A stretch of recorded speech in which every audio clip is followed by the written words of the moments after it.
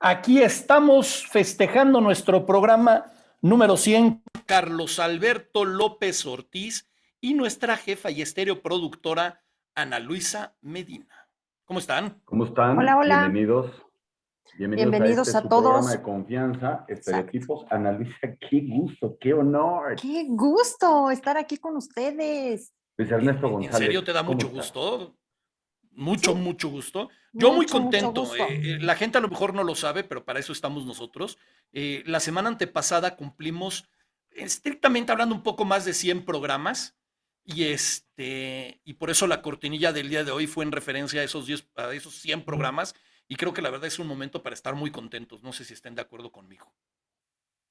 Totalmente. Pues sí, yo creo que sí, no sé, tal vez. No, sí, la verdad es que estamos muy contentos. Qué apático. Primero porque, te voy a decir una cosa, porque, digo, no es porque nosotros hagamos el programa, pero la verdad es que hacemos un programa de mucha calidad en los invitados y en el contenido. Nos esmeramos mucho. La verdad es hora del cebollazo, ¿no? O sea, un poco. Sí nos esmeramos en preparar cada programa. El tío con todos los temas técnicos, Ana Luisa con coordinación de invitados, con ideas nuevas y frescas. La verdad es que es un equipo bonito, con sus cosas buenas, con sus cosas malas, con sus días buenos, con sus días malos, pero al final del día, la verdad es que es un producto de calidad que si mucha gente más viera, la verdad lo agradeceríamos porque creemos que vale la pena que vean Estereotipos, Mira, honestamente. qué mejor lo que dices, que la gente que nos está viendo se suscriba al canal de YouTube, además de aquí de Facebook, lo comparta, lo comente, haga comentarios, haga likes, todo lo que ayuda a que esto llegue a más gente, ¿no? Sí, claro. 100%. No, y agradecerles también, porque sí, son 100 programas, pero no podríamos llegar a este número si no estuvieran ustedes apoyándonos, que nos siguen jueves con jueves, los que se suman, los que se conectan de siempre, los que están buscando ciertos temas. Perdón, Canelo ya se emocionó. Pero también Pero en agradecerles. este programa no tenemos perros grabados, Ana, así es que no te Sí, no, preocupes. y se emocionan. Y el Canelo es intenso, ¿eh? Es Yo lo intenso, entonces él cuando se emociona, sí se pone. Y también agradecer a los invitados, ¿no? Que siempre están de lo más dispuestos y con toda la actitud y las ganas para dar buenos programas, para tener un buen contenido. Gracias a ustedes, mis chicos adorados, porque Gracias. jueves con jueves demuestran que saben hacer lo que hacen y que me aguantan con todo y mis jalones de orejas, que ya cada vez son Ya, Ana, menos. detente, ya, Ana, por favor. Hasta el momento, ¿algún programa favorito, tío? Híjole, muchos, muchos. O sea, en particular, y eso evidentemente es una cuestión personal, todos los que han tenido que ver con libros, como el programa que tenemos hoy, me gustan mucho. eh, pero ha habido programas de los que de repente te llevas unas grandes sorpresas, ¿no? O sea, invitados que dices, wow, lo que te viene a ofrecer, que creías que iba a ir la idea por un lado y ahora sí que sale por otro.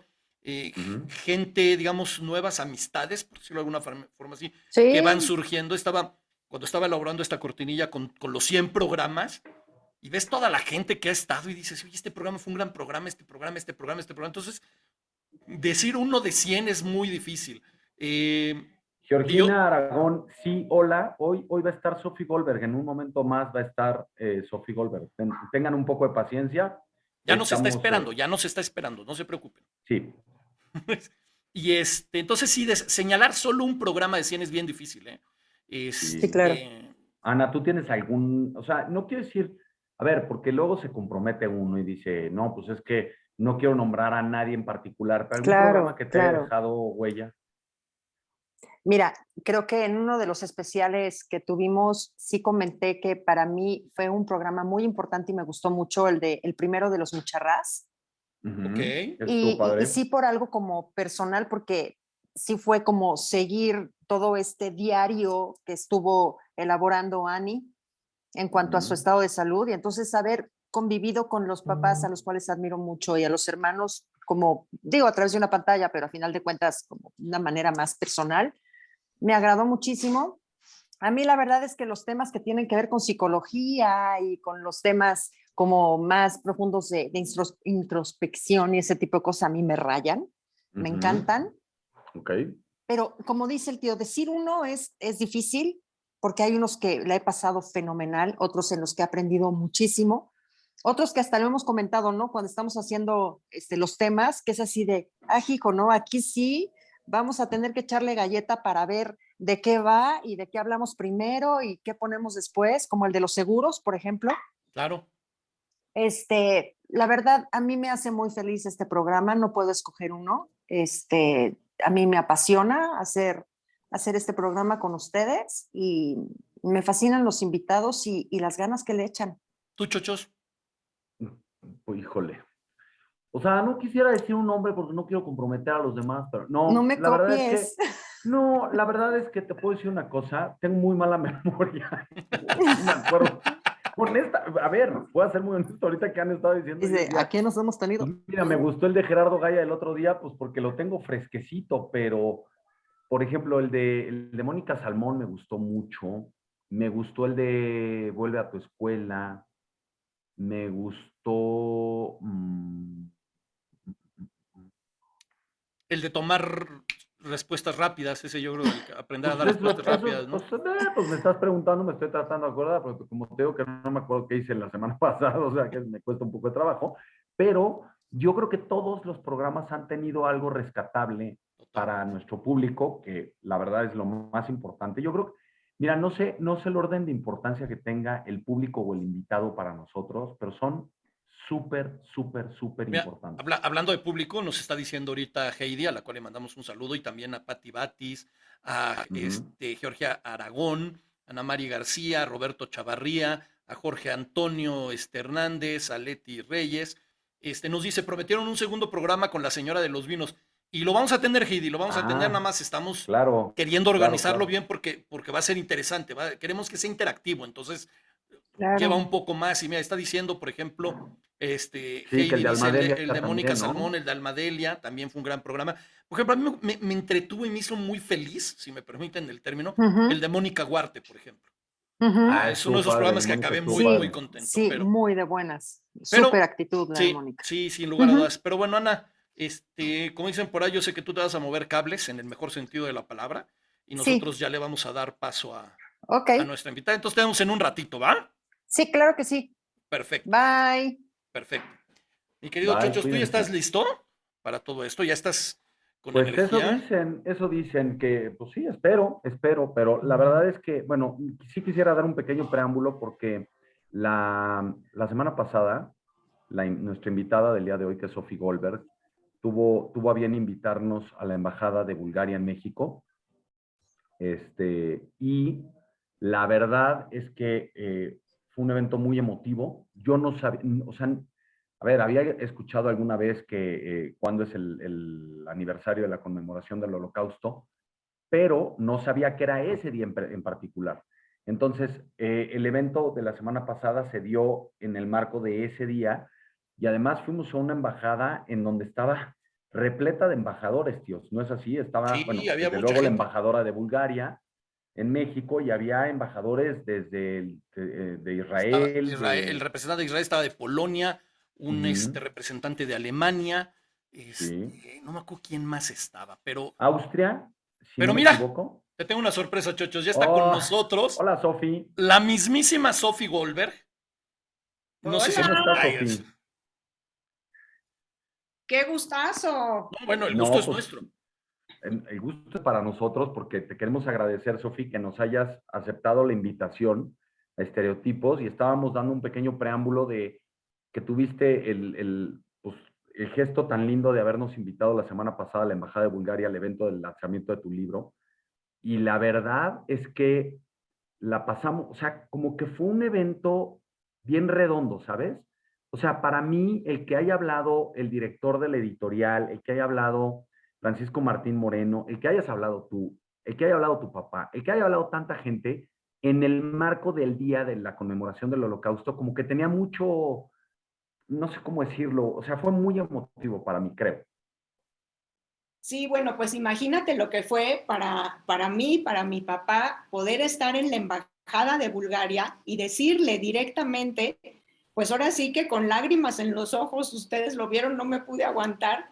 Gracias, gracias, a través de usted queremos agradecerle al pueblo búlgaro que nos haya salvado la vida, ¿no? Porque yo no estaría aquí, ni mis hijos, ni mis nietos, ni tendría ya una descendencia en México, en este México tan generoso. Entonces fue una noche, bueno, yo todavía no me bajo de la nube, estuve feliz, muy emocionada y encantada de que estuvieran conmigo amigos como ustedes, como Rocío Córdoba, un montón de escritoras también, amigas mías, mi familia, y pues los embajadores de 14 países de Europa, que también fue eso pues muy emotivo. Todo un evento muy redondo, como dices tú. Yo no probé los canapés, pero dicen que estaban muy buenos. Ustedes han de haber probado. Estabas nerviosa, estabas nerviosa. ¿Sabes qué? Estaba emocionada, muy emocionada. Sí. Un poco nerviosa, sí, pues que no fuera a llover, que la gente sí llegara, ¿no? Esos pendientes que te entran cuando haces un evento, y más un evento tan protocolario como lo fue porque el hacer un evento en una embajada tiene su chiste, ¿eh? Te dejan muchas cosas, otras muchas no te dejan, en fin. Yo tengo que agradecerle a la embajada que nos dejaran entrar. No, aparte de que nos dejaran entrar, nos dieron chance de hacer una pequeña transmisión. Fue justo cuando llegó Sofi. Sí, justo cuando estaba llegando Sofi, la estábamos terminando, desde los jardines de la embajada, algo que no acostumbran a hacer las embajadas, ¿no? Hacer transmisiones así de cualquier persona que se le ocurra llegar a hacer una transmisión en vivo. Y cuando les explicamos que era Estereotipos y que ibas a estar hoy con nosotros, nos dijeron, ok, nada más, obviamente hay lugares en donde no pueden grabar, entonces nos mantuvimos en los jardines, pero de verdad muy, muy amable la gente de la embajada. La embajadora me sorprendió el buen español que habla, porque sí, cuando se soltó a hablar fue como de, caray, pues cuánto tiempo lleva acá, ¿no? Y a lo mejor la gente que nos está viendo ahorita, a lo mejor hay gente que ya ha tenido la suerte de leer El Jardín del Mar. A lo mejor hay gente que no, y ese es el objetivo también de este programa, que lo conozcan. Pero creo que lo primero que les tenemos que decir es por qué fue en la embajada. Y tú ahorita lo mencionabas, ¿no? Y ahorita empezaremos a hablar del Jardín del Mar. Y voy a empezar con esto. Bulgaria, mucha gente a lo mejor dice, pues de Bulgaria, los yogurts, Stoichkov que jugaba en el Barcelona, y párale contar, ¿no? O sea, es un país a lo mejor del que no se sabe mucho. Y Bulgaria es un país que durante la Segunda Guerra Mundial, o sea, cuando empieza la Segunda Guerra Mundial, todavía no pertenecía al bloque soviético de la Unión de Repúblicas Soviéticas Socialistas, era un país independiente, y gracias a su rey Boris III, hicieron todo lo que estuvo en sus manos para salvar a 50,000 seres humanos, a 50,000 judíos de los campos de exterminio de la Alemania nazi. Y de eso va El Jardín del Mar. De eso va El Jardín del Mar, un libro conmovedor, de que ahorita ya hablaremos con mucha calma, Sofi, pero para que la gente sepa de qué le espera en este programa. Es un libro conmovedor. Es un libro que está narrado en primera persona desde la experiencia que vivió tu papá y a lo que se tuvo que exponer, y que trae cualquier cantidad de enseñanzas, ¿no? Entonces, en resumen, muy rápido, pero obviamente vamos a hablar más a profundidad, eso es El Jardín del Mar. Y yo voy a empezar con una pregunta muy tonta, que lo tuve cuando recibí el libro, cuando lo tenía en mi mano, y dije, bueno, El Jardín del Mar. ¿por qué no? O sea, ¿dónde está la metáfora del Jardín del Mar? Y luego te enteras de que el Jardín del Mar es un jardín, un parque en Varna, una ciudad búlgara, de donde es originario tu papá, y que tú conoces. Y voy a empezar con algo raro. ¿Qué nos puedes decir del Jardín del Mar hoy en día? ¿Cómo es el Jardín del Mar? Pues mira, el Jardín del Mar es, hazte de cuenta, el Chapultepec de Varna. Es un parque enorme de kilómetros, o sea, estamos hablando de kilómetros, que va bordeando justamente el Mar Negro. Por eso se llama el Jardín del Mar. Es un lugar en el que está, por ejemplo, la Casa de la Ópera, hay fuentes, la cultura se da en ese lugar. Hay un kiosco en donde todos los domingos hay algún concierto, que por cierto, mi papá a los 6 años se creía el conductor de la orquesta. Y bueno, la vida cultural, fíjate, en Bulgaria, como en toda Europa en ese entonces, era muy intensa. Y el Jardín del Mar, o Morska Tagradina, como se dice en búlgaro, era este lugar que reunía los teatros, que reunía el parque por el que paseaban todos los domingos, claro, cuando estaba bonito el clima, porque te podrás imaginar el invierno en Bulgaria, y era muy significativo. Entonces, cuando empiezo yo a escribir el libro, y mi papá me ha relatado muchas veces esas tardes maravillosas que pasó en el Jardín del Mar antes de la guerra y después de la guerra, pues el título era maravilloso. Además, como ustedes bien saben, yo estoy muy apegada a la poesía, mi narrativa es muy poética, y el título me pareció muy poético, siendo además un lugar tan emblemático, tan significativo para la historia. El título pues es como a mí me gustan los títulos, como el de mi otra obra que se llama Lunas de Estambul, que también cuenta una historia familiar. Sí, Te voy a decir una cosa, Sofía. Cuando vi la portada del libro, o sea, te voy a ser muy honesto. Yo dije, esto va a ser como una novela de intriga, pues como de espía, o sea, como que al principio así me lo imaginé, o sea, te voy a ser honesto. Sí, Luego sí. luego ya empecé a leer, bueno, evidentemente cuando empiezo a leer las lengüetas y todo el principio, yo dije, no, esto va mucho más allá. Y a mí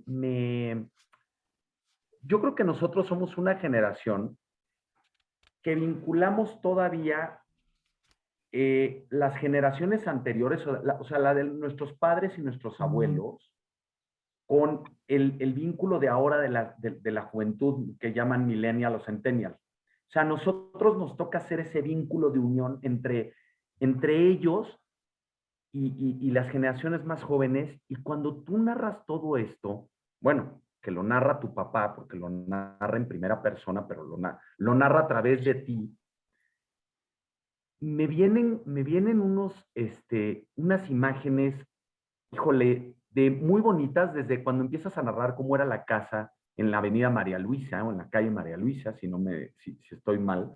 Exacto. Y como que yo me empiezo a imaginar como calles aquí del centro histórico de la Ciudad de México, con la Alameda, o sea, como que empiezas como a hacer ciertas similitudes. A lo que quiero llegar es, el estilo que tienes es un estilo que es súper digerible de leer, número uno. Número dos, es un estilo bien bonito en términos de, haces sentir a las personas con tu narrativa como si estuvieran ahí. Y entonces el jardín te lo imaginas, la casa te la imaginas, todo te lo el empieza kiosco. el kiosco es muy importante, te lo empiezas a imaginar. Y entonces, yo no conozco Bulgaria, pero ya tengo muchas ganas de conocer Bulgaria por lo que narras.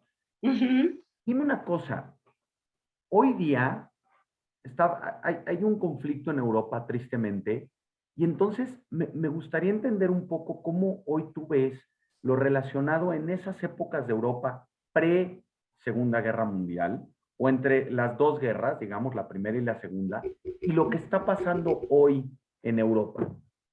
Cuéntanos un poco, por favor. Mira, quiero empezar por retomar un poquito lo que dijiste al principio, que somos ese eslabón entre un pasado que si no es recordado por el presente, muere. Y el presente somos nosotros. Entonces, está en nosotros recordar ese pasado, transmitirlo y no dejarlo morir. Creo que esa parte es muy importante y es una tarea, ¿no? de esta generación y de transmitir a esos millennials, o digo, en mi caso, por ejemplo, transmitir esta historia a mis hijos y a mis nietos, porque además de ser su historia familiar, pues sí es como la esperanza, ¿no? Que tenemos en estos niños de que no vuelva a suceder algo así. Sin embargo, está volviendo a suceder. Y casualmente está volviendo a suceder con un hombre al frente de todo, como fue la Segunda Guerra Mundial. Un solo hombre convenció a naciones enteras de hacer una guerra que además, pues, o sea, pensémoslo, no tenía sentido, realmente no tenía sentido. Y la guerra de ahorita para mí, obviamente, pues tampoco lo tiene. Creo que la tristeza de todo esto, de lo que estamos viviendo hoy, es comprobar que no hemos aprendido nada, que como seres humanos no hemos aprendido nada durante la historia, que nos volvemos a tropezar con la misma piedra, que es la de sacarnos los ojos unos a otros, ¿no? Y que esta palabra, y lo dije ahí ¿En la embajada? en la embajada, tolerancia, se nos gasta en los labios, pero no la llevamos a cabo. Porque tolerancia es ver lo que nos enriquece del otro, ¿no? Es ver las convergencias, no las diferencias. Y bueno, pues no estamos teniendo una visión clara de todo esto.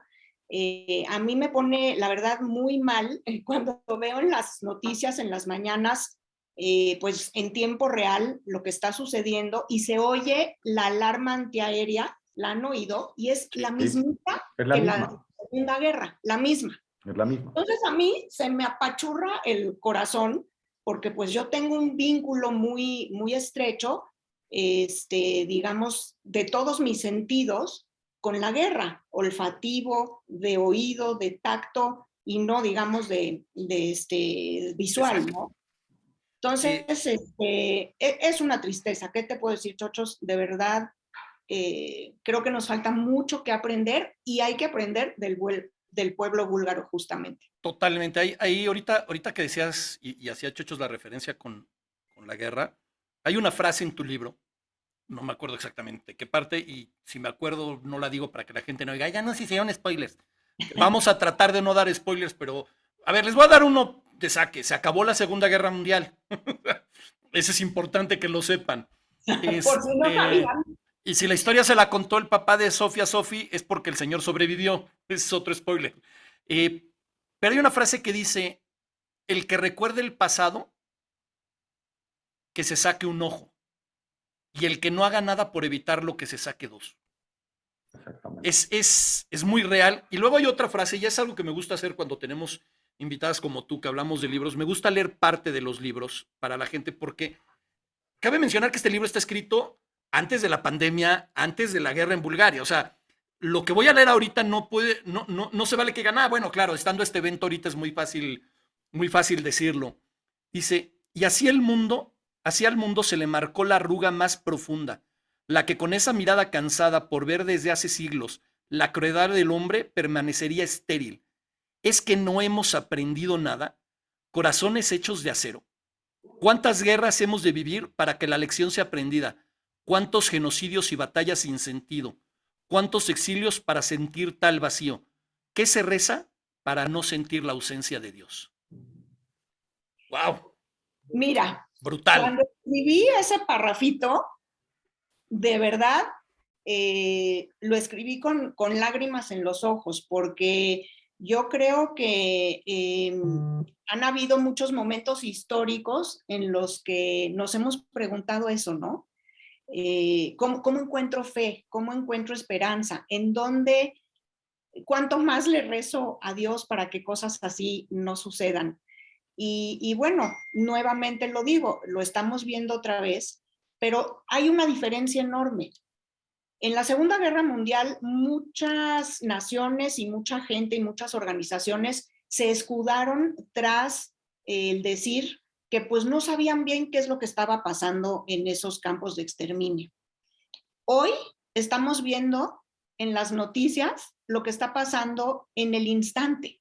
Ujú. Igual tú ves que alguien está haciendo algo, o sea, hablando de las naciones en general, la verdad es que yo hubiera esperado que para entonces, que ya esto lleva un par de meses, hubiera habido una reacción un poco más allá que imponer castigos a Rusia, a comerciales, etcétera, porque pues tal parece que no les importa nada esa parte a los rusos y no veo que esté sucediendo nada. Entonces, ¿detrás de qué nos vamos a escudar esta vez para decir no hicimos nada? Porque sí sabemos, esta vez sí sabemos lo que está pasando. ¿no? Como ¿Sabes qué dices, pasa? sabemos y lo vemos.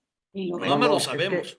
que te voy a decir una cosa, sí, ya lo han dicho ustedes, el ser humano es el único ser que se supone que se supone que somos inteligentes y somos los únicos que repetimos este tipo de cosas y este tipo de patrones una y otra vez. Quiero meterme un poco en el libro porque mi familia también es inmigrante y también inmigró en esa época de guerra. Y lo que dijiste hace rato, y lo dijeron el día de la embajada, porque también lo dijeron tanto Francisco Martín Moreno como, se me fue el nombre del director de Penguin Random House. Roberto Banchik. Ajá, Roberto Banchik. tendríamos que tener la obligación de contar qué pasó y cómo pasó para que no vuelva a suceder. Pero tú, a ver, es que necesito dividir esta pregunta como en dos partes. Ok. Primero, la primera es, ¿en qué momento a ti de repente, o sea, tú estudiaste comunicaciones, comunicóloga, tienes una especialidad, pero además de eso, tienes como una vena, un sentimiento de investigación que quisiste mezclar con el pasado de tu familia? Entonces, ¿en qué momento de tu vida tú dices, yo tengo que hablar, tanto en tu primer libro, que es la parte materna, como en este libro, que es El Jardín del Mar, de la parte paterna? O sea, ¿en qué momento dices, yo tengo que contar estas historias, yo tengo que decir qué fue de mi abuelo, cómo llegó mi papá, qué pasó con mi abuela? O sea, ¿qué es lo que te avienta al ruedo de sentarte y empezar a escribir? Cuéntanos un poco. Bueno, es interesante. Yo he escrito toda la vida, desde que tengo 14 años. Me descubrí como escritora, fíjate, fue muy interesante y a la gente joven que nos esté viendo, pues yo en prepa, la maestra de literatura llegó un día a ofrecer que quien se inscribiera en un concurso de cuento que iba a haber a nivel del Valle de México, le iba a subir 2 puntos. Dije, ay, pues yo, a ver qué escribo, ¿qué importa? Pero pues mis 2 puntitos me los gano fácil, ¿no? Y resultó que escribí un cuento que hasta hoy en día les puedo decir, amigos, no sé de dónde salió, quién me lo dictó. Yo empecé a escribir y se me iba la mano, y escribí un cuento muy lindo que habla de una muñeca que está en un aparador y ve todos los días pasar a una niña que la mira y como que la quisiera comprar, ¿no? Pero la que habla es la muñeca, no la niña, de todo lo que ve hacia afuera del cristal. Y bueno, pues gané el concurso y ahí fue donde dije, ah, caray, pues parece que yo puedo hacer esto con facilidad. Digo, me echaba mis rollos, ya sabes, de que te dejan el resumen de quién sabe qué en la clase de historia. Yo entregaba 17 páginas, se me daba muy fácil de choro y choro y choro, ¿no? Pero cuando vi que esto podía funcionar como de verdad pues una pasión por descubrir, me seguí escribiendo. Tuve la oportunidad de escribir en muchas revistas de manera independiente. Luego escribí un libro de poesía. Después escribí un libro acerca de las migraciones a finales del siglo XIX de las migraciones a México. ¿Por qué escogían México? ¿De qué lugares venían? ¿Cómo ese Veracruz que todos conocemos es nuestro propio Ellis Island? Los americanos presumen mucho de su Ellis Island, pues nosotros tenemos el nuestro. Sí. Y por ahí llegaron todos, españoles, libaneses, italianos. Empezando por Cortés. Bueno, empezando. Pero digamos que hemos tenido un mestizaje más allá del mestizaje español. Hemos tenido un mestizaje mucho más amplio que ha sido, pues, de alguna manera el sostén de esta sociedad actual, ¿no? Entonces, pues, después de haber hecho ese libro y de haber investigado, me eché 10 años, imagínense, 10 años para hacer ese libro, que quedó hermosísimo, además porque salió como libro de arte de esos grandotes, así como para poner en una mesa bonito. Y entrevistando a mucha de esa gente, caí en la cuenta de que mis historias familiares eran bien interesantes. Yo creo que todos tenemos historias familiares muy interesantes. No tienes que haber cruzado el Atlántico y haber llegado aquí para tener una historia familiar que interese. Sin embargo, pues dije, caray, de alguna manera creo que el crecer con estas historias te hace quitarles un poco de valor, ¿no? Porque dices, pues sí, es la historia de mi familia y tan, ¿no? Entonces me animo a escribir Lunas de Estambul, que en poquitas palabras les digo es la historia de una mujer migrante que es pedida en matrimonio en 1927 por carta, mandan una carta a Turquía, un señor que vivía ya aquí, dice, quiero una esposa turca, México está preciosísimo, pero a mí me hace falta una esposa que me cocine mis platillos turcos y mándenme una esposa. Pues mandan a una chiquita de 19 años que se echa 28 días en un barco. O sea, la pidió como si la pidiera por Amazon. Sí, casi, sí. Por Amazon le hubiera llegado un día después. Con premium. Aquí se tardó 28 días. Y llega sin conocer al señor con el que se va a casar. Hijo, qué duro. Imagínate, sin conocer pues ni la cultura ni la idiosincrasia de este nuevo país, a un nuevo continente, bueno, en fin. Y las leyes de migración mexicanas en ese entonces, fíjense qué interesante, no dejaban entrar a las mujeres solteras que vinieran sin familia. Y ella venía sola, no venía con sus padres ni con sus hermanos. Entonces, así como llega, en migración le dicen, pues no puedes bajarte del barco 28 días después. Entonces ella está atacada, pero el señor que la estaba esperando sí sabía de esta ley. Entonces agarra a un juez en Veracruz, se sube al barco y en cuanto se conocen, los casan ahí en el barco para que ella pueda bajar. Y así empieza la historia de Lunas de Estambul. Me urge leerlo. Y la chiquita esa es mi abuela. Sí, pues sí. Entonces, oye, pero bueno, además, qué fuerte. Imagínate qué fuerte, ¿no? Entonces, pues ahí dije, tengo que contar la historia que ella de su propia boca me contó muchísimas veces y salió Lunas de Estambul, que afortunadamente va ya en la 12ª edición, está traducido a varios idiomas, al turco por supuesto, al serbio, en fin, está en audiolibro y bueno, yo estoy muy, muy contenta con eso, pero después dije, no, a ver, pues ahora hay que hacerle justicia al otro lado, ¿no? Antes de que mi papá me reclame que por qué nomás platicamos del lado materno, pero pues resulta ser también una historia muy interesante y como yo siempre digo en mis clubes de lectura y ayúdenme a reconfirmar esto, no es otro libro de la historia de la Segunda Guerra Mundial. No lo es. Es un libro visto desde la gratitud, es un libro con una historia muy distinta a lo que pasó en todos los demás países ocupados y es un libro que nos enseña que sí podemos no ir con el rebaño, que sí podemos tener una manera independiente de pensar y de actuar y eso es lo que hizo Bulgaria. Tío, déjame, perdón, Dame chance, no puedo hablar, me quedo con las ganas. Justo acabas de decir algo que me llama mucho la atención y lo platicábamos cuando nos pusimos en contacto para la entrevista, Sofi. La gente cuando hablas de niños y de la Segunda Guerra Mundial, piensan en Ana Frank, el niño del pijama de rayas, el niño de La vida es bella, y ahora un poco más de moda el de Jojo Rabbit, ¿no? Sí. Y son historias, si me permites decirlo de esta manera, las mismas, pero medio revueltas, por decirlo de alguna manera, ¿no? Sin embargo, este es un libro diferente, es un libro, como dices, lleno de esperanza, pero que tiene un factor que creo que es brutal y que vale la pena resaltarlo, y luego lo tengo que decir con todas sus letras, y que a mí me llena de envidia.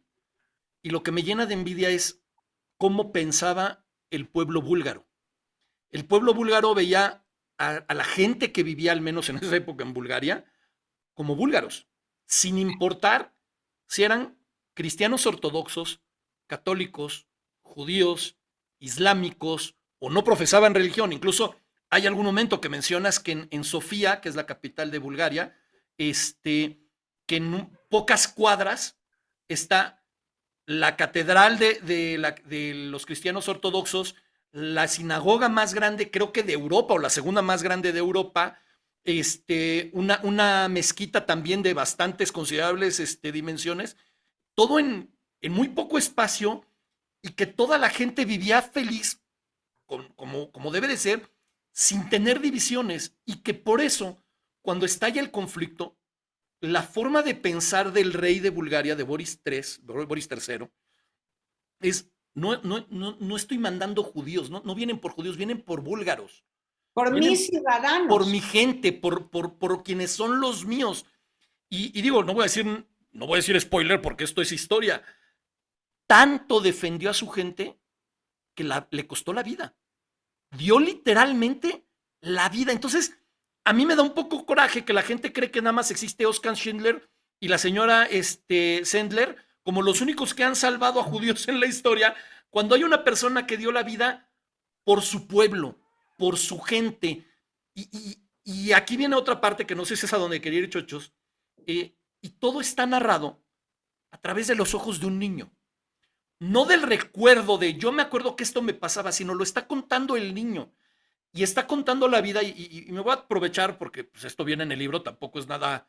Cualquier persona que agarre el libro va a ser quizás lo primero que vea, y nos empieza a contar Alberto, tu papá, la vida de Efraín, que es tu abuelo. Este hombre que aparece ahorita en pantalla, esta foto está tomada justo cuando a él lo rapan para entrar a un campo de trabajos forzados. Y cuando se lo está llevando la policía alemana, la Gestapo, la La SS, SS. le dice a tu papá, le dice, a partir de ahora, tú eres el hombre de la casa, tú eres el jefe de la familia, y en No, es pocas que no palabras, manches. a cuidarlos, ¿no? Y A así un niño podemos, de 4 años en ese entonces, que no, luego ¿sí, tiene 6, 4? ¿no? ¿6? Pues sí, cuando Sí, se lo ya llevan, casi 5, tiene, sí. Claro. cuando se lo llevan tiene 4 años y le dice que va a ser el hombre de la casa. Oye, tu abuelo es un tipo, es un señor muy bien parecido, es lo que quería decir. Y a mí me viene a la mente cuando narra toda su vivencia en esos campos de trabajos forzados, me viene a la mente luego el libro de Viktor Frankl, del hombre en busca de sentido. ¿Tienes algo de inspiración ahí? Sí, definitivamente sí. Sí hay algo de inspiración ahí, porque yo creo que quien no encontrara sentido a su vida en esos lugares tan terribles, mira, ahí está la fotografía de Sí, los campos. qué fuerte. Este es un material histórico inédito porque descubrimos las fotografías de mi abuelo en los campos, en su caja fuerte, apenas poquito antes de publicar el libro. Ni mi papá sabía que existían.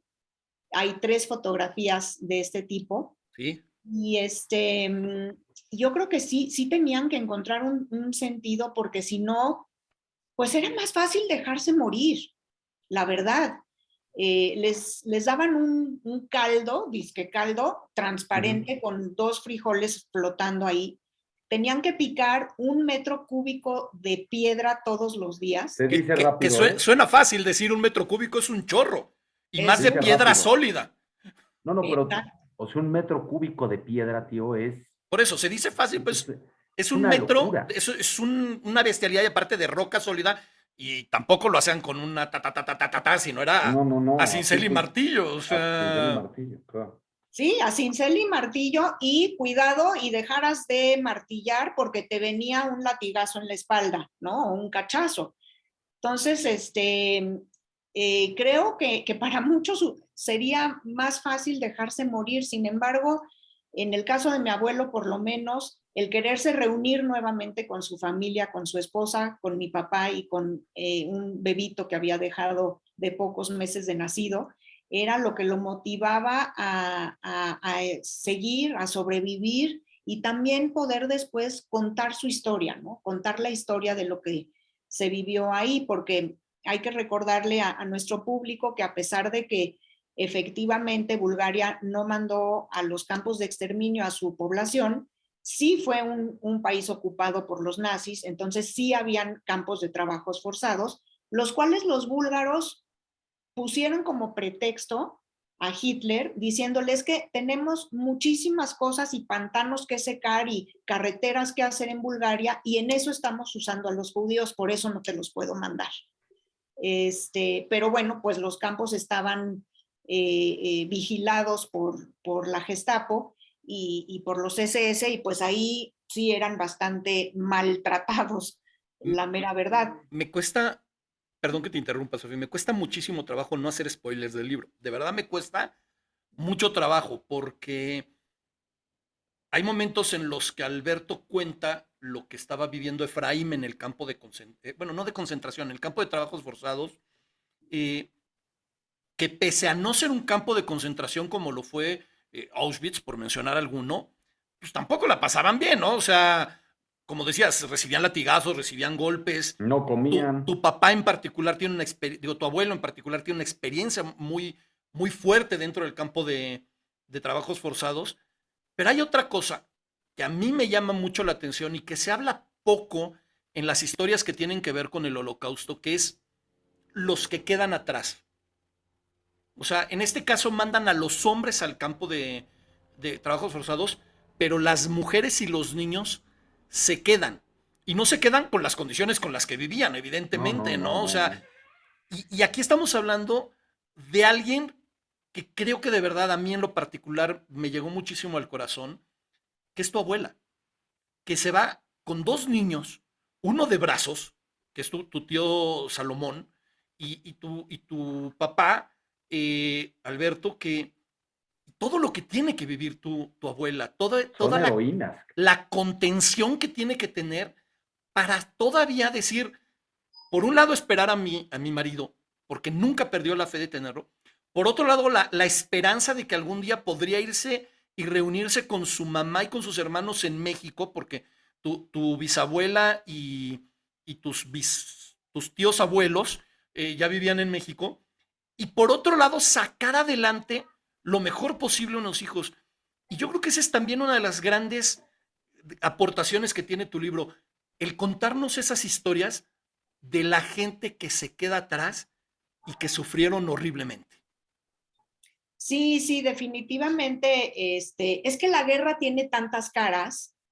Tiene la cara de los que sufren en batalla, tienen la cara de los que se quedan, como bien dices. Y como dije también en la embajada ese día en mi discurso, yo creo que las mujeres se convirtieron en la resistencia. No estaban al frente con fusiles, no estaban peleando, pero estaban resistiendo todo lo que tenían que pasar para sacar a sus hijos adelante. En el caso, por ejemplo, de mi papá, recibían una papa al día, la cual tenían que dividir entre ellos tres, ¿no? Entre su hermano, su mamá y él. Y hay un pasaje por ahí en el que cuento que mi papá decía que no tenía hambre porque con tal de no oír a su hermano llorar, Pobrecito. prefería quedarse él sin comer, ¿no? Entonces son escenas muy fuertes Y si pensamos en lo que está pasando ahorita en Ucrania, pues los hombres se están quedando y están yéndose las mujeres con los niños. Mujeres que se van a quedar viudas o huérfanas, o van a perder a un hermano. Entonces las familias se separan, se fracturan, y estas fracturas quedan en el corazón. Son fracturas que no se pueden olvidar, y eso es lo que le pasó a mi abuela, que a pesar de ella no haber estado en un campo, sí estuvo junto con sus niños, escondida durante 3 años en una granja, ¿no? Entonces...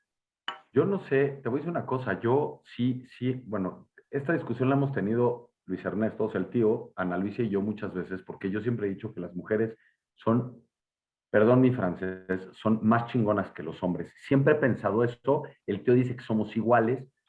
Yo no sé si un hombre tuviera la capacidad de perder a su esposa, a su pareja, criar hijos, huir, conseguir comida, o sea, de verdad, la fortaleza que tienen las mujeres en ese sentido y que son un ejemplo a través de la historia en muchos eventos históricos es sobresaliente. En la Segunda Guerra creo que es algo todavía, o sea, no sé por qué, y tú lo dices aquí en el libro, es la guerra más grande y más cruel que se ha vivido en la historia de la humanidad. Yo no sé si es porque ya es a una escala muy grande, ya hay aparatos de guerra, o sea, máquinas, tanques, aviones, ya hay muchas cosas que destruyen masivamente todo lo construido o toda la civilización que existe, pero me queda claro que las mujeres son unas verdaderas heroínas en esta historia. O sea, y además el sufrimiento de tu abuela porque no les pase nada a los niños, que me encanta porque tu papá, él cree, o sea, fíjate cómo es tierno el que lo veas desde el lado de un niño. Él cree que él es el que los está salvando y empujando y cuidando y salvando desde el día que le regalan el caramelo y que, o sea, todas esas cosas, pero la verdadera heroína es también tu abuela, o sea, Sin ella, duda. o sea, saca adelante a 2 chamacos, 4 años, sola, comiendo literalmente mendrugos, comida echada a perder. Es que se dice bien rápido, se dice bien rápido. Ahora, quiero decir una cosa, porque ya que el tío estaba enseñando unas fotos, Ah, esta foto, yo creo creí que que es, ibas a presentar esta. no, espérate, ese es después. Pero esta foto que está en el libro, porque quiero que sepan que el libro me encantó porque tiene una sección muy breve, o sea, tiene unas páginas en donde tiene fotos, y está Gerson Papo. Gerson Papo es un tío abuelo de Sophie. Fue el primero en llegar a México. Gerson quiso pasar a Estados Unidos y fíjate, yo siempre pensé que pasar de México a Estados Unidos en aquellos tiempos era una cosa relativamente sencilla, pero no fue tan sencillo para él. Pero gracias a este hombre, posiblemente es el por qué Sophie y su familia viven hoy en México.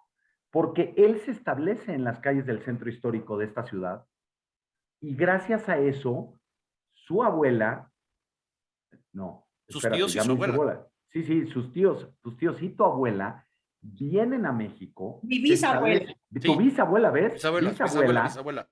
tíos abuelos se establecen en México y es el motor, ojo, esto es importantísimo, es el motor de vida de tu mamá, de tu abuela, perdón. Es el motor de vida, porque ella lo que más ansiaba, además de recuperar a su esposo, o sea, a tu papá, No, a tu abuelo. a tu abuelo, perdón, te digo que yo me hago unas bolas, a tu abuelo, es venir a México para reunirse con su familia.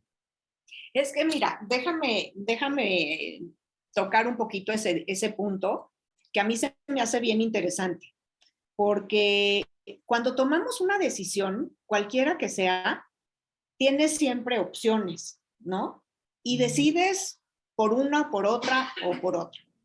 Muchas veces tomas una decisión, sucede algo como consecuencia de esa decisión y tú dices, ay, es que si hubiera, ¿no? En este caso, lo que sucede en la historia y no es spoiler, pero es una parte, creo yo, fundamental y que nos enseña mucho, es que la familia de mi abuela, su mamá y sus hermanas, ya escuchaban que los nazis estaban avanzando por Europa y deciden, gracias a Gerson Papo, justamente, mejor venirse a México. Mi abuela estaba ya casada y estaba embarazada. De tu papá. Entonces se les hace muy fácil decir, pues mira, el viaje es muy pesado, acuérdense, estamos hablando en ese momento del 39, 40, está muy pesado irse en barco a México y el embarazo. No, no, no, ¿por qué no? Que dé a luz y ya con el bebé en brazos los alcanzamos en México. Y se despiden así, se despide ella de toda su familia diciéndoles, en unos meses nos vemos en el generoso México, ¿no? Y pues ¿cuál? Los agarra la ocupación, los agarra la guerra y sucede todo lo que ya nuestros amigos tendrán que leer en la novela. Pero tú imagínate que ellos hubieran dicho, pues nos la aventamos así con embarazo y el riesgo y todo y nos vamos a México, pues no hubiera sucedido nada de lo que les sucedió, que cambió definitivamente su vida para siempre, porque la sombra y los fantasmas de la guerra te persiguen siempre, ¿no? Sofi, tengo que preguntarlo porque estamos hablando de un libro de esperanza, una historia que, si me permites, sin lugar a dudas, al final tiene un final feliz. Sin embargo, yo creo que es un final agridulce. No voy a decir por qué, porque sí es un spoiler del libro, pero al final es una historia feliz. Pero estamos hablando del Holocausto, donde más de 6 millones de personas perdieron la vida de la peor manera imaginable. De verdad, de la peor manera imaginable. Y hoy en día, incluso el otro día lo platicábamos y me lo compartieron a mí por WhatsApp y se lo mandé a Chochos porque dije, no es normal. Resulta que en estos días en Tlaxcala, un descerebrado mental y su esposa hicieron una boda nazi. O sea, en Bueno, porque Tlaxcala, porque imbéciles hay en todo el evidentemente, mundo. sí, Sí, sí, claro. sí. Y nos queda claro que Tlaxcala es una raza aria. Este, Hoy tú como hija de un sobreviviente, como nieta de un sobreviviente de un campo de trabajos forzados, ¿qué le puedes decir a toda esta gente que cree que el holocausto es una invención? Y toda esta gente, por otro lado, que cree que la doctrina nacionalsocialista y de ultraderecha es lo que tiene que sacar adelante al mundo. Mira, para empezar tendría que decirles que soy testigo viviente y mi papá lo es también porque vive todavía afortunadamente, de que sí sucedió. Esto desafortunadamente sí pasó. Ojalá hubiera sido un invento. Ojalá 6 millones de judíos, pero 50 millones de personas, porque estamos hablando de 50 millones de personas ya tomando en cuenta pues soldados de los aliados, de los no aliados, de los rusos, de todo lo que tú quieras, 50 millones de personas, tú te puedes imaginar, son 50 millones de historias que se acabaron, que ya no tuvieron una descendencia, que ya no tuvieron a quien heredarle un buen nombre, como siempre digo yo. Y en el caso de los 6 millones de judíos, ¿tú crees que estaríamos, pues ahora sí, inventando? Es que ni siquiera me lo puedo imaginar, ¿no? Porque por lo menos mi imaginación, sin saber que esto fue cierto, podría llegar a pensar en que metieran a gente en una cámara de gas vivos, ¿no? Y les echaran gas y los mataran así. Ni podría yo imaginar que los metieran en crematorios. En fin, o No, sea, unos horrores inimaginables. Ah, dime una cosa, Sofía. Debe de haber sido un reto emocional muy importante para ti haber escrito este libro. Sé que, o sea, eh, evidentemente tu papá te va transmitiendo estas historias, no es que lo hayas sentado y le dijiste, a ver, señor, cuénteme más o menos cómo estuvo el rollo, ¿no? O sea, yo creo que son historias que te ha ido contando a lo largo de toda su vida. Y más adelante vamos a tener una sorpresa, pero el reto emocional para ti el escuchar las memorias de tu padre y transcribir, ¿cómo fue? O sea, cuéntanos un poco del proceso, ¿cómo fue? Sí, el proceso fue muy interesante porque, bueno, tengo la gran fortuna de que en mi casa siempre se habló de la guerra. Hay casas en donde el tema queda así como tabú, no se puede hablar, se actúa, pero no se habla, porque es algo que no se puede esconder, ¿no? En mi casa sí, mis abuelos sí hablaban, sí contaban, sí de hecho tengo un ejemplo de gratitud precioso porque mis abuelos regresaron a Bulgaria ya que pudieron tener una vida aquí floreciente y que tuvieron con qué poder regresar a ayudar a los que les habían ayudado a ellos, porque recordemos que seguía el comunismo a todo lo que daba, y la forma en que mis abuelos pudieron ayudarlos, y yo fui testiga y lo vi, fue llevándose ropa de mezclilla, fíjate, jeans, ahora sí que maletas llenas de jeans, se iban a Bulgaria, se las daban a los señores que a ellos les ayudaron, los escondieron, etcétera, para que esos señores pudieran intercambiar un par de jeans por un cuarto de azúcar en el mercado negro. No valía la pena llevarles dinero porque no había ni en qué gastarlo, pero esa fue su manera de ayudarlos. Entonces, para mí ese fue un gran, gran ejemplo de que la gratitud debe siempre vivir con nosotros. Como te digo, en mi casa sí se habló de la guerra, pero nuevamente, como decía yo al principio, pues era mi historia, era la historia de mis abuelos, de mi papá, y yo ya un poco, digamos, acostumbrada a escucharla, ¿no? Sin embargo, conforme fui creciendo y ya con la madurez que te dan los años, se me vino echando encima, fíjate, chochos, lo que te voy a decir, un luto. De repente yo sentí un luto porque dije, todos los programas que veo en Netflix y todos los documentales y los libros que leo, resulta que son la historia de mi familia. O sea, ya no los puedo ver con lejanía, ¿no? Son mi historia, la de mi familia, la de mi gente, la de mi pueblo. Y fue para mí como decidir, como hija de un sobreviviente, pasar transmitir la historia, ¿no? Y hacerme yo portadora de esta voz de gratitud, primero que nada, a Bulgaria, y de que no se olvide, y mucho menos que lo olviden ni mis hijos ni mis nietos, porque hubieron sacrificios enormes que se hicieron para que hoy en día estuviéramos aquí. Entonces, pues sí, decidí contar la historia, el proceso fue maravilloso, porque ya pensando en el libro per se, pues nos sentábamos mi papá y yo a tomar un cafecito, pero fíjate que también fue interesante, y te digo rapidísimo, porque yo ya me sabía todas estas anécdotas que cuento como escenas en el libro, pero ya cuando me senté con mi papá a decirle, a ver, ahora cuéntamelo otra vez para el libro, pero no lo que pasó, no los hechos, cuéntame qué sentiste. Claro. Ahora vamos a platicar de las emociones, no de los facts, ¿no? De los hechos.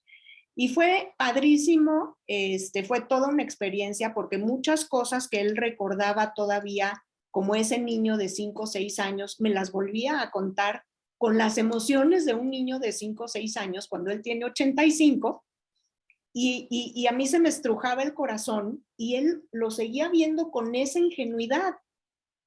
Muy interesante, y por eso surgió la idea de contar la historia en primera persona, ¿no? Y de demostrar que afortunadamente muchas veces la ingenuidad y el ser un niño te salva emocionalmente cuando vives una tragedia así.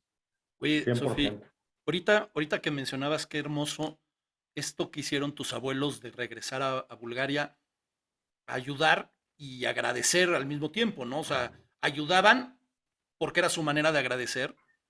A mí me queda claro algo, y de verdad qué pena para la gente que nos vaya a estar escuchando en Spotify o en Apple Podcast o en iHeartRadio, porque no van a poder ver la foto de tu abuelo, porque la pongo ahorita porque este hombre, más allá de ser tu abuelo, tuvo que haber sido una persona excepcionalmente buena. Y digo excepcionalmente buena, no voy a destripar el momento ni el porqué, pero hay un pasaje en el libro en el que le sucede algo que es casi un milagro, fruto de una buena acción, Exacto. fruto de algo bueno que hizo y que además es hermoso porque no cuentas qué fue lo que hizo. Simplemente es algo lo suficientemente grande y lo suficientemente bueno que permitió que le pasara algo que es casi un milagro. Y de verdad eso pues también es envidiable. Ahorita que hablabas de tu abuelo y tu abuela, le invito a toda la gente que nos está viendo y la gente que nos va a estar escuchando, que se metan en Google a buscar al Jardín del Mar, en Varna, en Bulgaria, y busquen la escultura de los dragones. Es una escultura hermosa de 2 dragones sosteniendo un huevo rojo, y es una escultura que simboliza el amor. Curiosamente, ya luego aparte me metí a investigar y parece que la cultura del dragón en Bulgaria es muy importante. Y te juro que cuando la vi y después de haber leído el libro dije, ok, me queda claro, el dragón macho se llama Efraín y la dragona se llama Sofía, ¿no? Y ese huevo es Alberto. Y esto me lleva a hacerte una pregunta, Sofía. Tú tienes hijos y ya tienes nietos. Ya estamos hablando de que es la historia del abuelo y del bisabuelo, o sea, del tatarabuelo. O sea, ya es una historia, ¿Por qué crees que me hago bolas? milenaria, vamos a decirlo casi, ¿no? Por eso me hago bolas. Sí, o sí, sea, no es ya. para menos.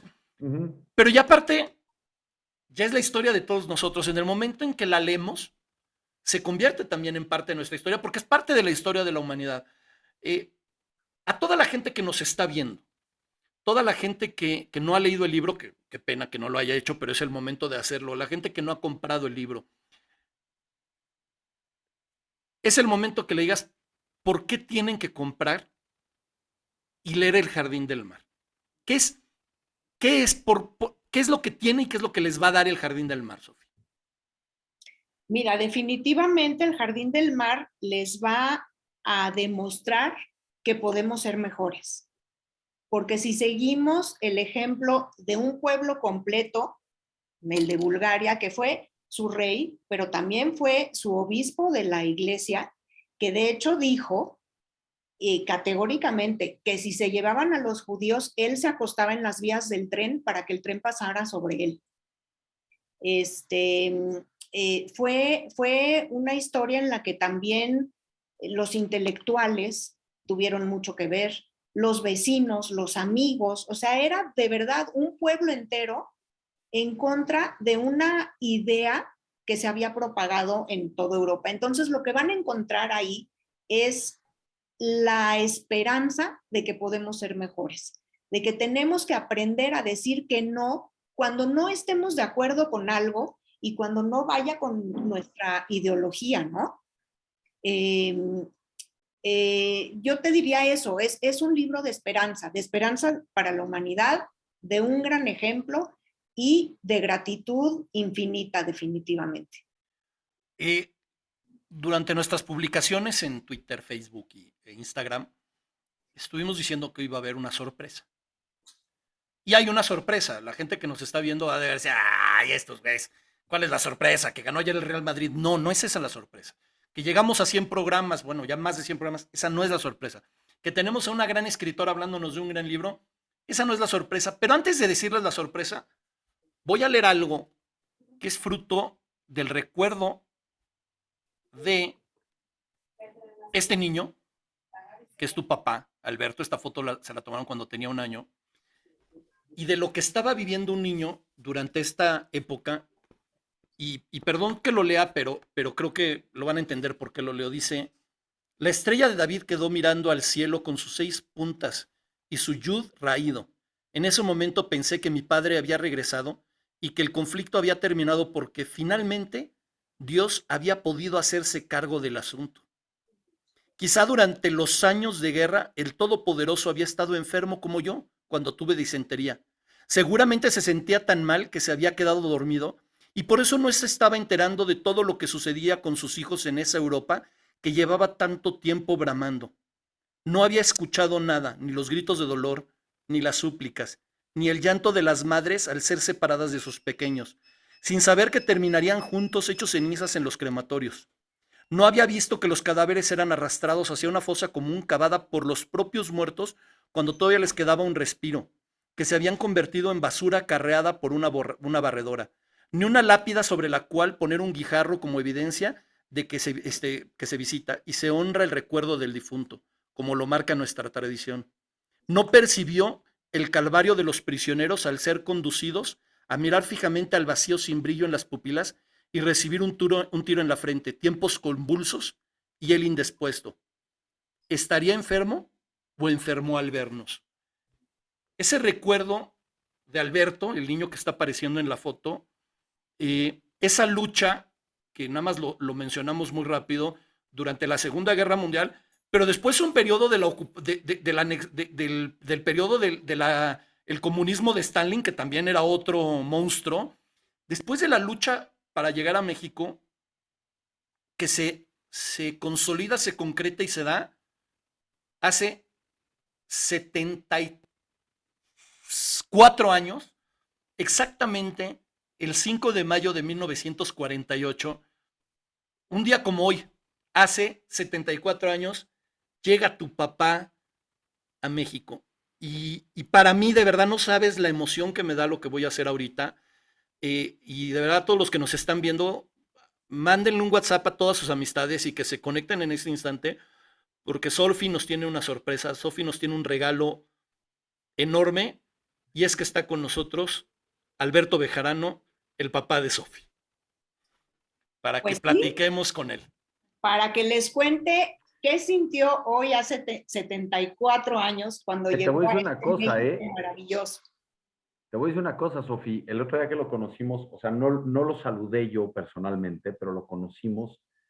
Está entero el hombre, pero entero, entero. Pues mírenlo, aquí está con nosotros el Don pequeño Alberto, Alberto. don Alberto, Yo muchísimo recién gusto. operado y he perdido como 10 kilos. Ahorita que me reponga va a estar mejor. Oiga, gracias, muchísimas gracias por haber aceptado la invitación. Para nosotros es, Claro que sí.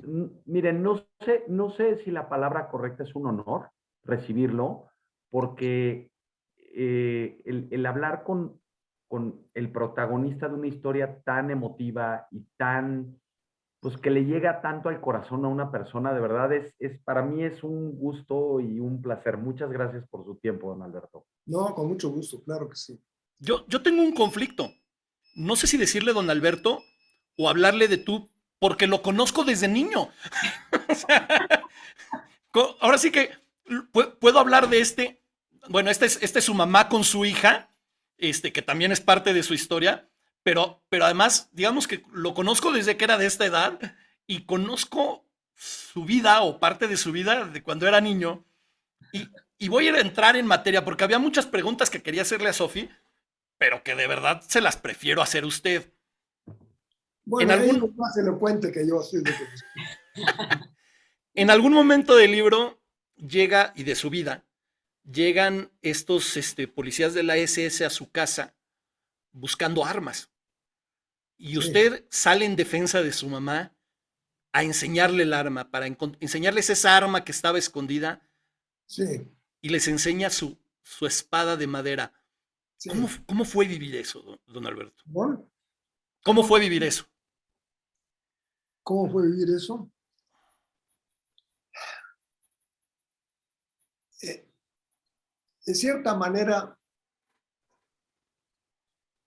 yo tenía una justificación, un respaldo con que contestarles para esa pregunta de las armas, porque yo estaba convencido de que mi espada era un arma. Entonces, cuando me dijeron, ¿hay armas? Pues sí, sí hay armas. O sea, no mentí, según yo.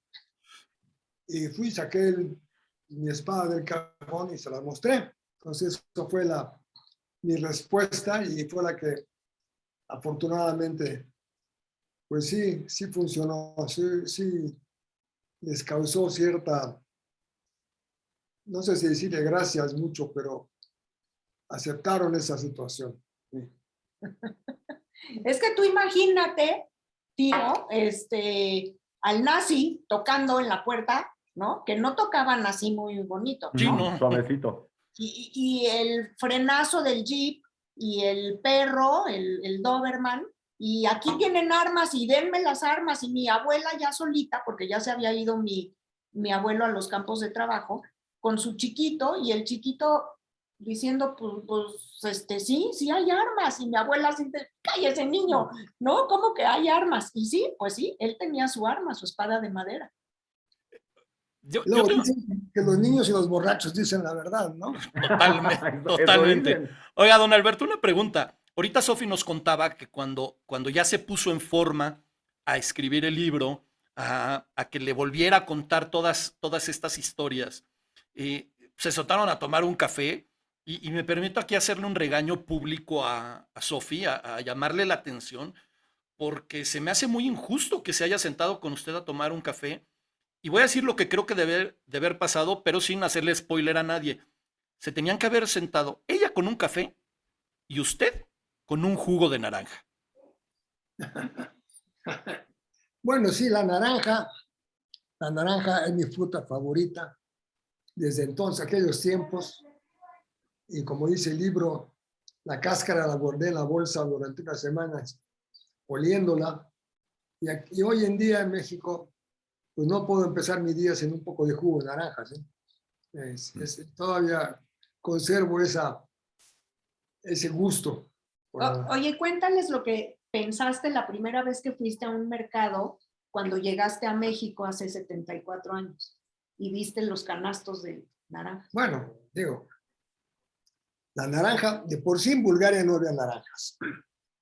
Por el clima, pues la naranja que el papá consiguió, quién sabe de dónde, probablemente venía de Grecia o algo así. Entonces era algo muy extraño, algo muy fuera de lo común. Y a verlas aquí en México, acomodadas como en torretas, decenas y miles de ellas, se me hizo algo increíble. Increíble, naranjas había para dar y regalar. Fue para mí una sorpresa grata. Y preguntaste que si podía uno comprar todas las que quisiera, ¿no? No, sí, claro. Sí, se podía comprar todas las que uno quisiera. Oiga, y voy a hacer, de verdad me cuesta mucho trabajo no decirle nada a la gente de lo que pasa en el libro, pero el libro me hizo llorar algunas veces, por no decir que muchas. Pero hay una parte que me conmovió de una manera muy especial y quiero que, seguro ustedes se acuerdan, y parece una cosa muy tonta, pero fue la primera vez que usted, su papá Efraín, su mamá Sofía y su hermano Salomón, con las últimas 4 monedas de 25 centavos, Sí, comieron por primera vez un hot dog. sí. ¿Recuerda ese momento? Hoy todavía lo tienen en la memoria. Lo recuerdo perfectamente, perfectamente. Es de los momentos que se me quedó totalmente grabado en la mente. Estábamos en el parque frente al Hotel Inglaterra en La Habana. Y como digo en el libro, la comunidad judía nos dio la oportunidad del hotel, pero no nos dio para comer. Entonces salimos enfrente del parque, ahí estaba el carrito de los hot dogs, mi papá sacó quién sabe de dónde $1 y cada hot dog costaba 25 centavos. Y nos tocó un hot dog a cada quien. Y luego tuvimos show, que dice en el libro también, que aquel anuncio de neón de la compañía Janssen, había una muchacha que brincaba, caía en la alberca y salpicaba. Y se repetía una y otra vez. Nos quedamos embobados viendo el show. Wow. Así fue. Oiga, don Alberto, ¿qué fue lo que más durante la travesía desde salir de Bulgaria hacia México, qué es lo que más le marca, qué es lo que más recuerda? Y una vez que llega, es que yo siempre me he tratado de poner en los zapatos de una persona que migra y deja todo atrás, aunque sea un niño. ¿Cómo se siente? O sea, qué sentimientos le da el haber dicho, bueno, pues hasta aquí llegó Bulgaria, pero tenemos algo que vivir por delante? Cuéntenos un poco, por Déjeme favor. decirle que toda nuestra familia al mes o por ahí más o menos ya queremos regresarnos a Bulgaria. Porque claro, todo lo que es extraño, ajeno a lo que uno conoce, Claro. no lo puede uno digerir de inmediato. Les voy a hacer un par de comentarios, no me acuerdo si en el libro están o no. La papaya me daba asco. Veía yo Pues sí. las semillas, que Ajá. tenían gusanos negros, el olor me chocaba. La tortilla igual, tenía un olor horrible.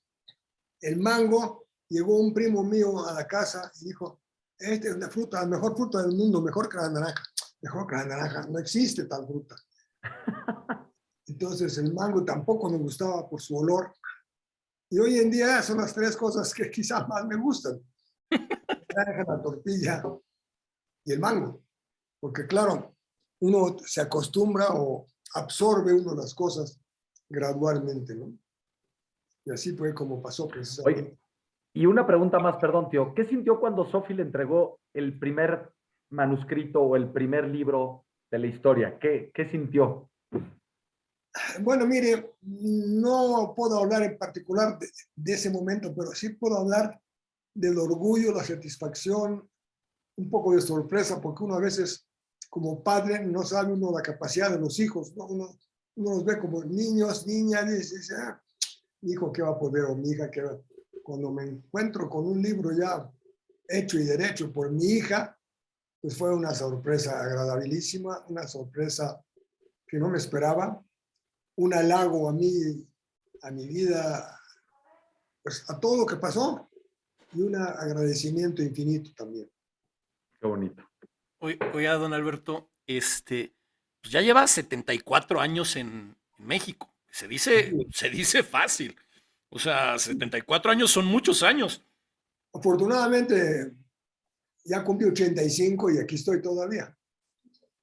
No le quiero preguntar si se siente más mexicano o búlgaro, porque esa es una pregunta demasiado típica y que no viene al caso. Así es. Pero, pero sabemos, porque incluso en el libro se comenta, que usted fue a Bulgaria, Sí, ya a la Bulgaria, vamos a llamarlo libre, a la Bulgaria más moderna, con sus hijas. Y y se sentaron en el jardín del mar a platicar sí. y obviamente a recordar. Y seguro pasaron por usted millones de emociones. Pero hubo un momento en que dijo, qué padre, qué bonito, qué lindo, pero me quiero regresar a mi México. O sea, ¿cómo es esa sensación? ¿Cómo es esa situación? Bueno, le voy a decir algo más.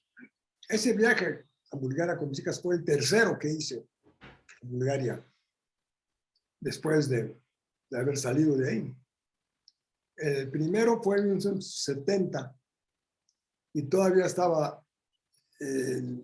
la influencia o el control soviético. Y me pasé un muy mal rato porque cuando pasé por inmigración, no era como uno estaba acostumbrado a ver un escritorio iluminado y un hombre que conversa y te dice, no, aquí era un escritorio que le llegaba al fulano aquí. Había un foco encima de mi cabeza y el fulano agarra mi pasaporte, lo mete hacia abajo, lo lee y ve que yo nací en Bulgaria. Y me habla en búlgaro. Y yo me trabé y le contesté en inglés. El peor error que pude haber hecho. Y me dice, ¿cómo? Para esto, yo le dije, salí en el 48. Él escuchó 8 y pensó que habían sido 8 años. Y habían sido 20 años. Y ¿cómo ya te olvidaste del idioma de la patria? Ahorita vamos a hablar a la policía a ver cómo fue que salieron de aquí. No, hombre. Perdí años de vida en esos minutos. Horrible. Y a la salida, ya para hacerlo corto, igual. A la salida, ya estamos ahí empilados para el avión. Estamos en la escalera. Cuando de repente dice no. Por el otro lado, subió una comisión del partido y ya no había lugar para nosotros. Y mi mujer se puso a gritar, no, ¿cómo es posible? Esto es un atraco, esto es una... Digo, gorda, cállate, por aquí nos mandan a Siberia. Aquí no es Nos bajamos. Qué bárbaro. esperamos 2, 3 horas a que llegó el otro avión. Y ya ahí el aeropuerto era un gallinero casi con unas rejas tipo gallinero, con un candado. Y me encontré ahí con un gringo que venía a una convención del voleibol. Y era un como un 80, un 90, enorme. Y le digo, oye, vamos a entrar tú y yo como fútbol americano, ¿eh? A esta vez no se nos va el avión. Afortunadamente, yo hablo inglés, me comuniqué bien con él. Y efectivamente nos abrieron la puerta y ¡pum! Nos fuimos. Y agarramos los últimos lugares. Otra comisión había subido el avión. De hecho, una persona detrás de nosotros se quedó sentado en el piso del avión, que ya no alcanzó lugar porque le quitaron la escalerilla. Así se las gastaban estos fulanos. Madre mía. La ocupación rusa. La verdad es que ya viviendo en Varna después de la situación esta del campo de trabajos forzados y demás, no había mucha diferencia entre los alemanes y los rusos. Sí había una diferencia importante, claro. Si no te metías con ellos, no te iban a matar, como los alemanes.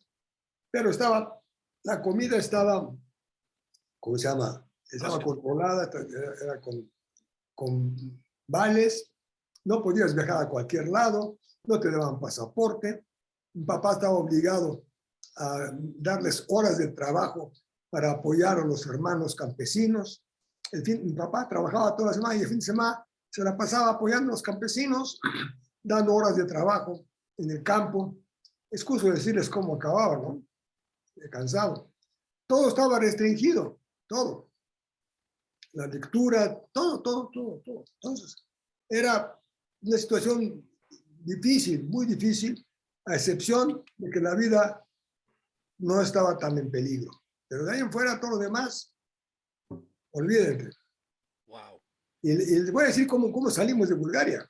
No sé si en el libro lo dice, creo que sí. Sí, claro. Gracias a un milagro, como le dije yo a Sofi, de una maravillosa acción de su padre.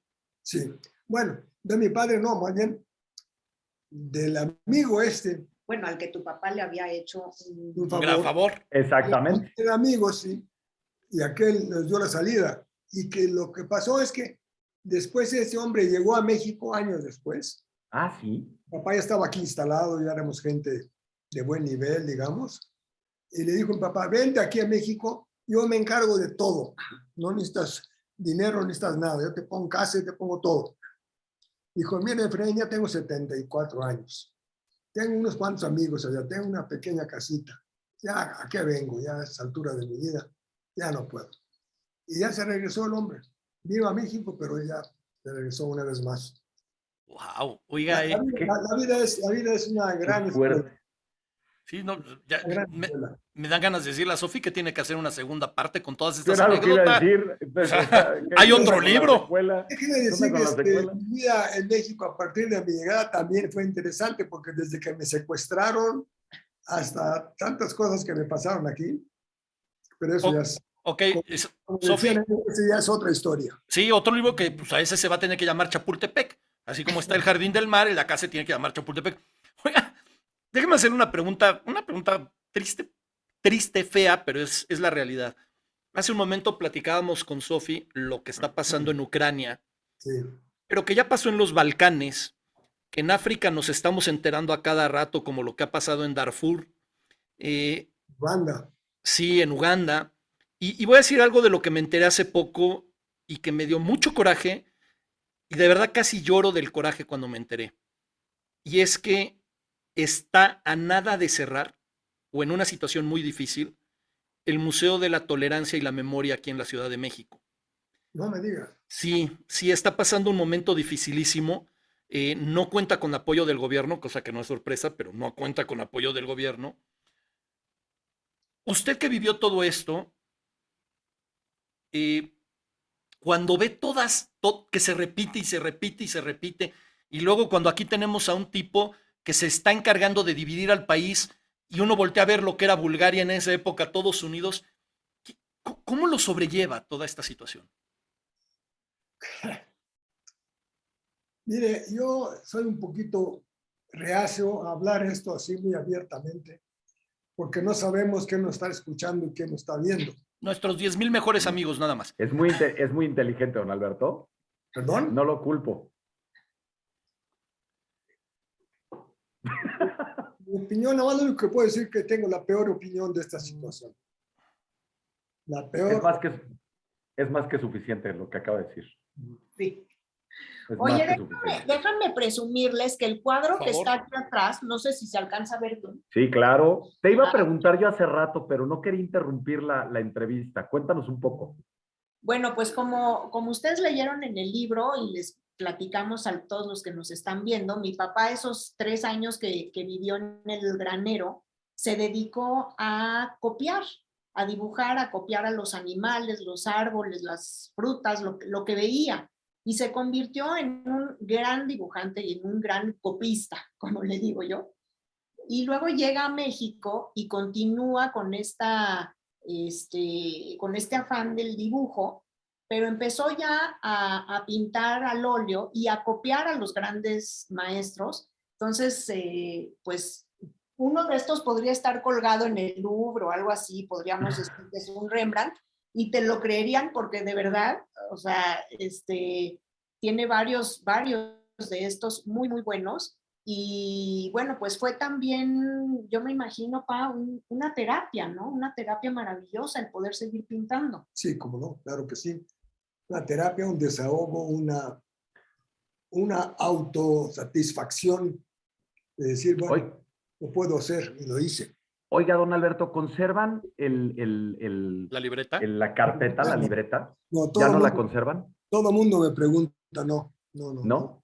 Se perdió en un cambio de casa, ¿tú crees? En una de esas cajas que ya sabes que pones 10,000 cosas y pues nunca apareció la caja cuando se cambiaron de casa y perdimos esa libreta de dibujos. No, el dibujo siempre es una afición para mí, inclusive cuando estudié en Estados Unidos, que estudié negocios y demás, dibujaba yo en mis horas libres, desnudos y lo que veía y lo que podía. Ándele. Y desnudos, y más desnudos. Ándele. Desde una escuela de dibujo, una escuela de pintura, teníamos modelos vivas, hombres y mujeres. Claro. Y pasaron 2 cosas. Una, el maestro dijo, con el tiempo les va a parecer más interesante dibujar hombres que mujeres. Dije, no, eso no es cierto. Sí, fue cierto, ¿eh? Y la segunda, nos daban 5 minutos para dibujar una mujer desnuda en ese momento. Yo me la echaba en 2 minutos y el resto me quedaba viéndola. Sí, ahorita que dijo dibujaba desnudos, dije, ¿dibujaba usted los desnudos o usted desnudo? Porque en una de esas, en el ambiente igual y se daba, ¿no? Esa historia aparece en el libro con la playa de Adán y la playa de Eva, ahí en Barra. Claro. Yo, curiosamente... ¿Se acuerdan ahí de ese por supuesto, pasaje que hay? Cuando estaba leyendo todo lo de esta libreta que decía Chochos, curiosamente yo tengo desde hace mucho tiempo guardada una libreta de cuero y con hojas blancas. ¡Wow! Y acabé de leer la libreta y lo primero que hice fue ir a comprarme un lápiz.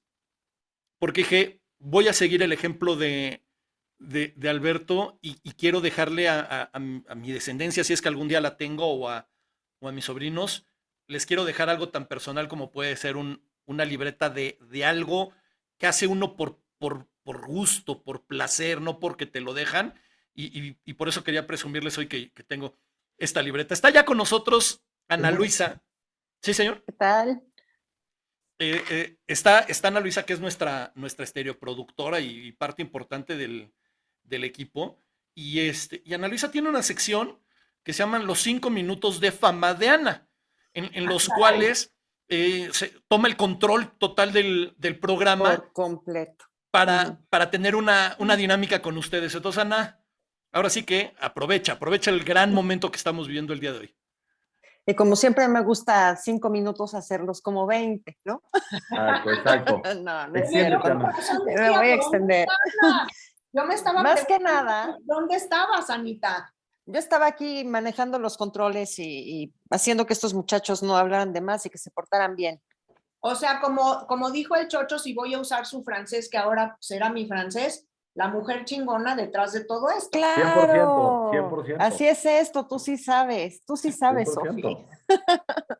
Oye, pues mira, que muchos de los que nos están viendo ahorita, pues me van a tener una envidia bárbara, porque han de saber que yo hace una semana, bueno, además de que leí el libro y es una maravilla, tengo la dedicación del libro, ¿verdad? El 50% dedicado a mí, pues envídienme. La segunda, pues tuve el enorme placer y el gusto de conocerte en persona, ¿no? Y de que sepas que existo, además, ¿no? Y además, haber conocido a tu papá. Entonces, ya es razón suficiente. Pero bueno, después de esta introducción, yo tengo una pregunta que le voy a hacer. Una pregunta a tu papi y una pregunta para ti, mi Sof, ¿ok? Entonces, don Alberto, a mí me gustaría saber, a través de los años, de sus experiencias, de lo vivido, todos estos cambios que ha tenido la historia, me refiero también a los tecnológicos, ¿cuál es el invento o el avance o el descubrimiento que al día de hoy a usted más le llama la atención, más le impacta y más le gusta? Pues déjame decirte, si me permites, que estoy un poco enojado por la excesiva tecnología que estamos viviendo. No hay privacidad ya de nada. A la gente mayor como yo, que no somos muy dados a la cuestión de celulares y computadoras y demás, nos tienen hechos a un lado, no nos dan las facilidades. Hoy en día, si no manejas una computadora, no puedes abrir cuenta de banco, no puedes hacer esto, no puedes hacer aquello, todo es por email, todo es por WhatsApp o Facebook, qué sabe cuántas cosas, ¿no? Que yo tengo una resistencia interna para aprender eso, que debería de, pero no sé, algo me hace resistirlo. Mi invento más importante, moderno, que no es tan moderno, es la televisión. La televisión y el celular, si acaso. Sí, yo creo que el mío también. De allá Oiga, le voy a decir una cosa, todo don lo Alberto. demás es excesivo. Ya se pasaron de la raya. Estoy de acuerdo con el modernismo, pero creo que estamos empezando. Tú puedes ver en una mesa gente sentada, cada quien con su celular viendo, en vez de estar es una pena. La gente que camina en la calle con el teléfono en la mano, cruzando la calle, arriesgando la vida. Ha llegado a extremos absurdos. ¿Qué hay tan importante que no se puede esperar unos minutos? Nada. Claro. No hay nada tan importante que no pueda esperar. Cuando yo era joven, y aquí en México, todo, salía de mi casa después de comer, me iba con mis amigos, llegaba hasta 8 de la noche, no había ningún problema, no había celulares. Hoy en día, cada rato, claro, estamos viviendo otro mundo, ¿no? Hay mucha amenaza, hay mucho crimen, pero está muy complicado. Ya el mundo está muy complicado y la verdad no me gusta. No me gusta la época. Si me permite decirlo, no es tonto con el tema de la tecnología, es muy inteligente con el tema de la tecnología, porque se mantiene lo más alejado posible. Así diga, por favor, porque Sí, claro. uno se vuelve adicto. ¿Tú crees que es inteligencia estar alejado? El que esté alejado, 100%, y tiene usted toda la razón, que los bancos te exigen ahora, todo tiene que ser, y yo lo vivo, y mi mamá lo vive, y muchísima gente lo vive, y te tienes que aprender unas contraseñas y hacer unas cosas. Usted está bien, don Alberto, de verdad se lo digo. Gracias. Sí, gracias. Gracias. Además, ¿qué otra pregunta, Nancy? Esta va para Sofía, a ver, pero que acabe el señor, don Alberto. Estamos viendo todo esto. Yo, perdón la presunción, soy un hombre culto. Me acuerdo de fechas, de lugares, de acontecimientos, de... Todos los jóvenes no saben nada. Tienen que preguntarle al iPad y al celular que qué fecha, que quién, que cómo, que cuándo. Pero aquí en la cabeza no hay nada. Está vacío. Todos nada más saben moverle al tablero. Y yo creo que a pesar de que tienen respuestas inmediatas, hace falta cultura, hace falta substancia en la cabeza, en el cerebro. No nada Claro. más teclear y ya. Perdón. Tío, no te escuchamos. ¿Mandé? Perdón, es que estaba apagado el micrófono. Me encanta lo que No. está diciendo don Alberto. Estoy totalmente de acuerdo. La cultura es básica y está desapareciendo a una velocidad impresionante. Y eso me lleva a hacerle una pregunta que va de la línea con lo que hace Ana. ¿A usted desde niño le gusta la música clásica? ¿Usted se ponía delante de esta orquesta en el kiosco del Jardín del Mar ahí en Varna y Sí. dirigía la orquesta? Amaba la música clásica. Eso. ¿Qué siente cuando escucha las porquerías de música que hay hoy en día? O sea, Muy sencillo, no las escucho.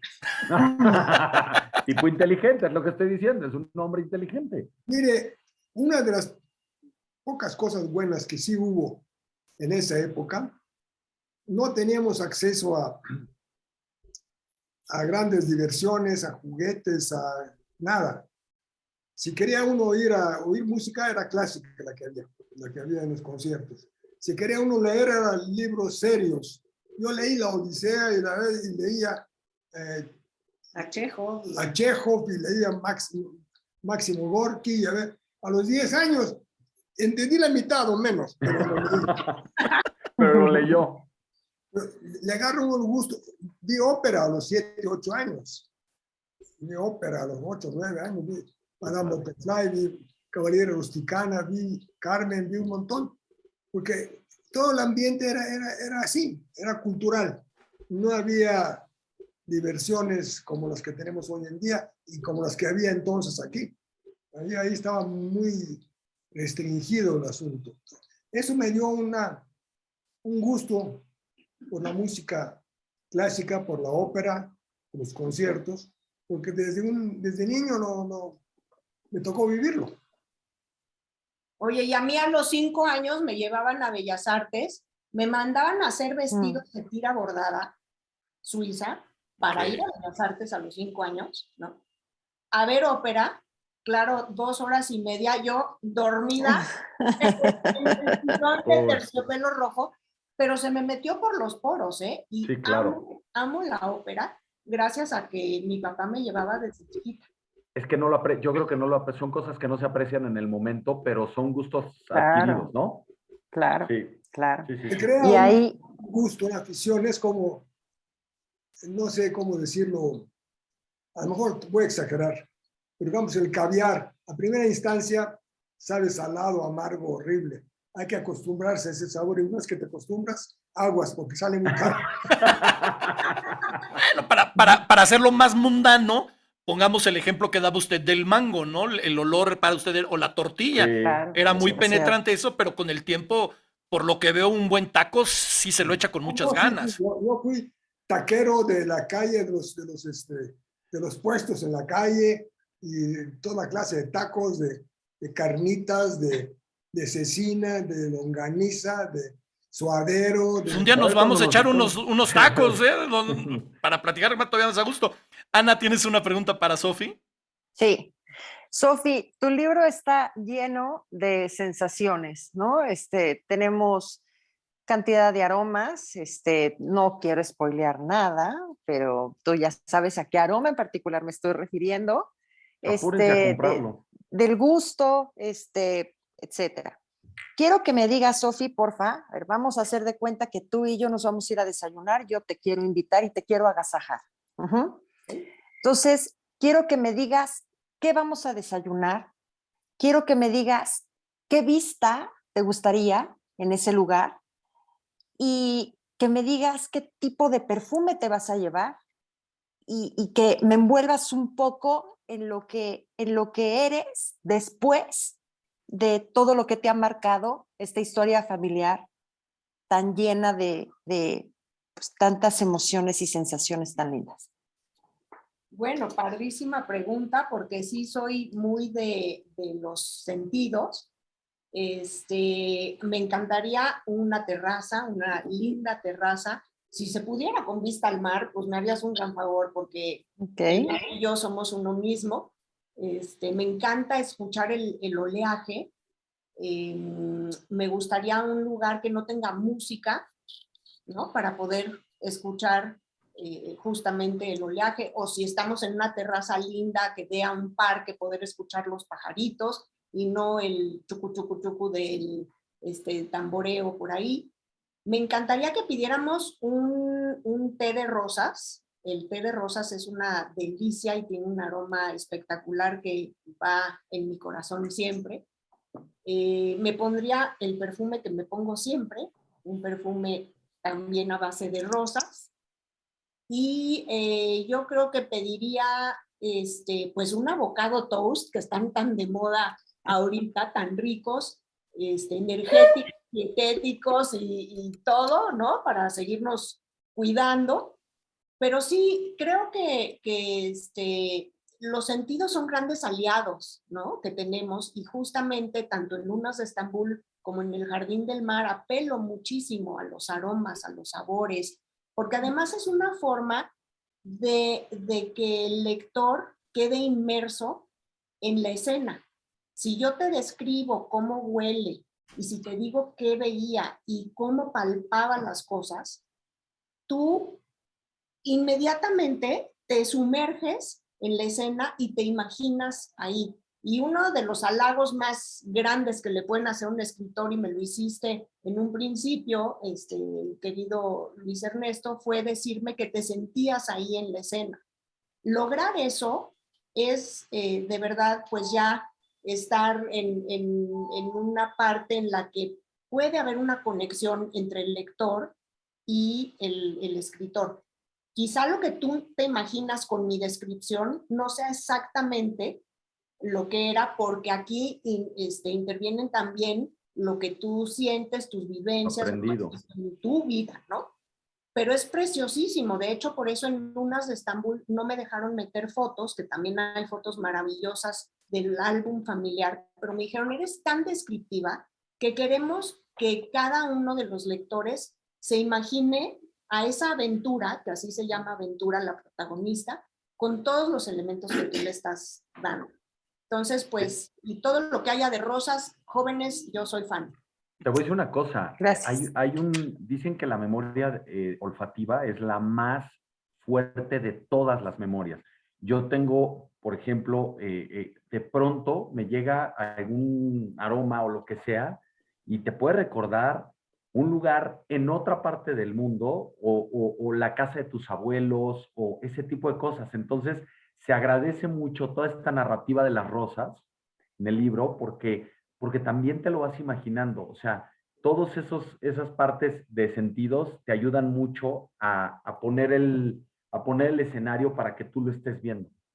El, ahorita que hablan de los olores, yo cuando, con estas referencias al libro, que lo único que diremos es que tiene que ver con las rosas, solo ha habido otro escritor que me ha llevado a una sensación olfativa similar y es Suskind, en su libro El perfume. El perfume, claro. Que de eso se basa, ¿no? Yo quiero, bueno, la pregunta se me hizo maravillosa, Ana, antes que nada, felicidades. Es la mejor pregunta de todo el programa, te iba a decir, Ana. De la hora y pico que llevamos platicando. La mejor pregunta. La mejor pregunta. Yo quiero hacer varias cosas en este momento. Uno, y lo vuelvo a poner en pantalla para la gente que nos está viendo y para la gente que no nos está viendo y nos va a estar escuchando. Les digo, tienen que comprar el libro El Jardín del Mar de Sophie Goldberg. Está publicado por el sello Grijalbo de la casa de Penguin Random House. Deben de leerlo. Es un libro que de verdad no va a dejar indiferente a nadie.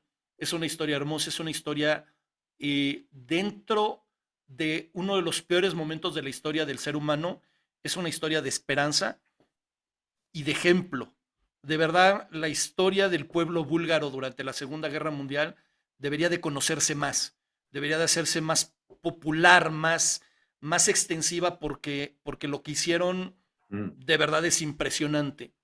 Eso es punto número uno. Punto número dos, quiero agradecer públicamente a Mónica Salmón, una de nuestras estereotipas honorarias, porque fue quien nos puso en contacto con Sophie para poder tener este programa, que ha sido maravilloso. Agradecer a Sophie, evidentemente, el que esté hoy con nosotros, pero también que nos haya dado la oportunidad de estar en el evento de la embajada de la semana pasada, Incluso transmitimos por primera vez en suelo que no era mexicano, lo cual ya también para, ¿cómo se llama? Para Estereotipos fue un gran momento.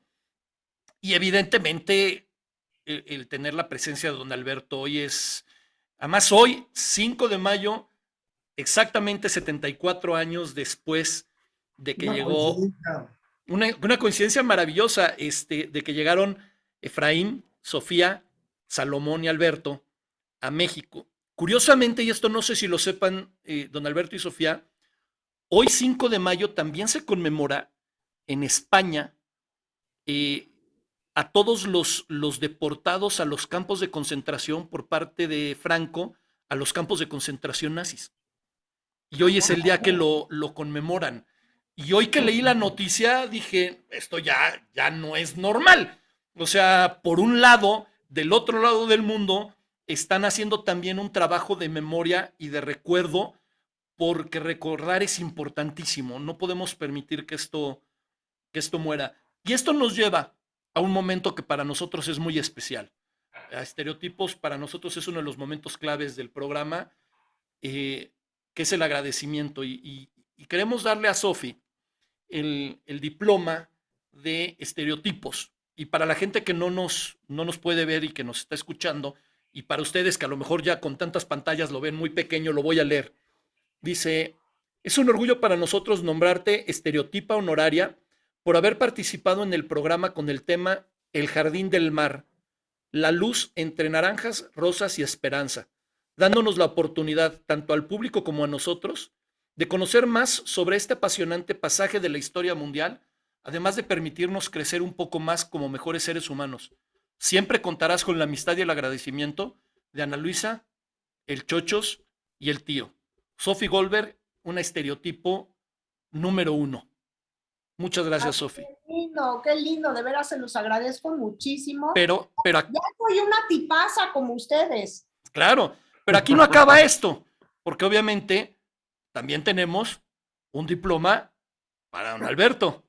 Y dice, es un orgullo para nosotros nombrarte estereotipo honorario por haber participado en el programa con el tema El Jardín del Mar, la luz entre naranjas, rosas y esperanza, dándonos la oportunidad tanto al público como a nosotros de conocer tu historia y la de tus padres, de aprender de tu ejemplo y de permitirnos crecer más como seres humanos. Alberto, siempre contarás con la amistad y el agradecimiento de Ana Luisa, el Chochos y el tío. Alberto Bejarano, un estereotipo número 1, sin lugar a dudas. Muchas gracias. Muchas gracias.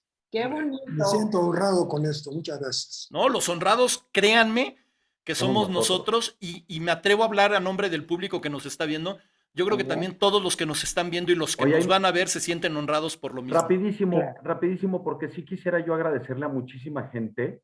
Adriana Argüelles, Silvia Rubio, Aida Gaxiola, dice que te manda saludos, que están en un club de lectura en Tijuana y en San Diego, entiendo. Ana Mari González, Heidi Espinosa está muy contento, muy contenta por ver a don Alberto, Eugenia Bolaños. Estoy leyendo, espérenme tantito. Ya hay quien dicen que ya descargó el libro en Kindle, cosa que podrían ser más personas. Qué bueno que lo están haciendo. Dice María Muñoz. Sí, dice Heidi que, y esto obviamente Heidi lo entiende, Sofi también, y varias personas que han pasado por el programa lo saben. Sofi, para los que no lo sepan, es también una hija de la pandemia. Las hijas de la pandemia es un grupo de escritoras de las cuales hemos contado ya con varias, con Tamara Trotner, con Sofía Segovia, con Mónica Salmón, con Sophie Goldberg y otras tantas que van a estar apareciendo en el programa. Entonces Sofi también es una de ellas. Dan las gracias a mis hijas de la pandemia. A todas. ¿Algo que quieras comentar, Ana? No, pues la verdad, como lo hemos estado diciendo, sí, es un honor, la verdad, el haberlos tenido en este programa, el poder platicar con ustedes y ponernos todos juntos en esta pantalla, bueno, compartirla con ustedes de verdad es una gran felicidad y un gran honor. Muchas gracias, don Alberto, por haber estado el día de hoy, por haber aceptado la invitación y pues mi total respeto, admiración por su forma de ser tan linda, por ese niño que sigue viviendo en usted y que nos regaló a través del libro experiencias y enseñanzas tan tan bellas y tan profundas. Mucho gusto al haberlo conocido, de verdad un gusto. Y mil gracias, Sofi, por compartir esta historia tan bella. Gracias, gracias a ustedes. Son unos tipazos estereotipos, de verdad. Gracias a toda la gente que se conectó, a la que se va a conectar y nos va a ver después en diferido, digamos. Y me despido pidiéndoles que me ayuden a que la gente conozca la historia tan generosa de Bulgaria, que cambia, ¿no? El sentido que tenemos de humanidad, porque hay mucha gente que dice, es que el hombre es cruel por naturaleza. Yo no estoy de acuerdo, me niego a creer eso, ¿no? Yo creo que el hombre se va haciendo cruel, pero no tenemos por qué serlo. Entonces, es un gran ejemplo de que podemos ser mejores, como dije. Les presumo también rápidamente que mi papá va a la Universidad de Anáhuac, terminó 2 diplomados que empezó a los 82 años. Wow. Siempre hay espacio y siempre hay tiempo para aprender. Ha sido también una lección de vida maravillosa verlo ir a la Universidad de Anáhuac 3 veces o 2 veces a la semana, en pandemia no, obviamente, pero integrarse, ¿no? A esta parte de, no importa qué edad tengas, siempre puedes seguir aprendiendo. Claro. Esto es maravilloso, o sea que además de que ya es un estereotipo honorario, además compartimos alma mater, porque tanto Chocho Ana Luisa y yo estudiamos también en la Universidad de Anáhuac, entonces por todos lados nos estamos conectando. Sí, yo también, comunicación en la Anáhuac. Mi papá dio el speech de cuando terminaron cursos, y bueno, pues ha sido también toda una lección de vida. Wow. Yo me quiero despedir del programa dándole las gracias a Sofi, a don Alberto. De verdad es un honor, fue un honor para nosotros escuchar su historia. El recibir a un escritor siempre es un honor porque todo mundo tiene pendiente en la vida tener hijos, sembrar árboles y escribir un libro. Y la verdad es que para nosotros hasta un poco de envidia nos da cuando hablamos con los escritores porque pues sí, claro, es una tarea pendiente que todos tenemos. Yo les agradezco en nombre de todos los demás y les quiero decir que la próxima semana vamos a tener a nuestro querido amigo Edgardo Reséndiz. Vamos a hablar de cine, vamos a hablar de series y de otros temas que a mucha gente le gustan. Los esperamos en la próxima, tío. Sí, yo obviamente agradecerles, pedirle a Sofi y a don Alberto que no se desconecten ahorita, que nos aguanten tantito, agradecer, no hay, creo que el programa, si lo tenemos que resumir en una sola palabra, es precisamente gracias. Gracias, Sofi. Gracias a don Alberto. Gracias a Boris III. Gracias al pueblo de Bulgaria. Y gracias a todas las personas que no van a permitir que la historia se olvide y que van a luchar porque no se repita. Muchas gracias a todos y nos vemos el próximo jueves en Estereotipos. Ya saben, aquí los esperamos. Gracias. Hasta luego, gracias, hasta el jueves. Bye.